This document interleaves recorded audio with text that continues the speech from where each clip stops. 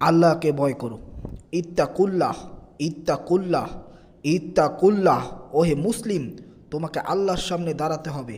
তোমার হিসাব নেওয়ার জন্য আল্লাহই যথেষ্ট, যিনি সব জানেন। তুমি যা গোপন করো ও প্রকাশ করো।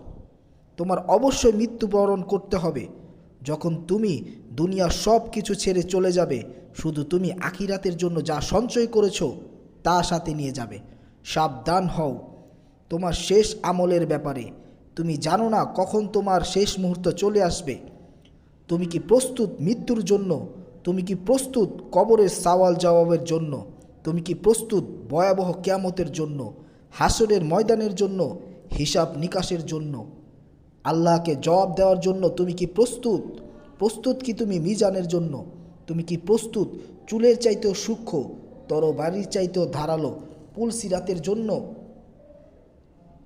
ভয়ঙ্কর জাহান্নাম, জাহান্নাম বড় ভয়ঙ্কর, যার ইন্ধন হবে মানুষ ও পাথর, যার আগুন ভয়ঙ্কর উত্তাপ সম্পন্ন কালো বর্ণের, যার হৃদয় পর্যন্ত জ্বালিয়ে দেবে।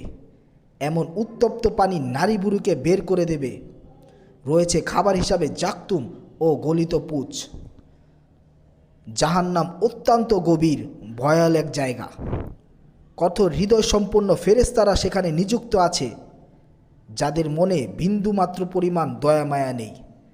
যেখানে শাস্তির মাত্রা বাড়িয়ে দেবার জন্য শরীরকে অনেক বড় করে দেওয়া হবে।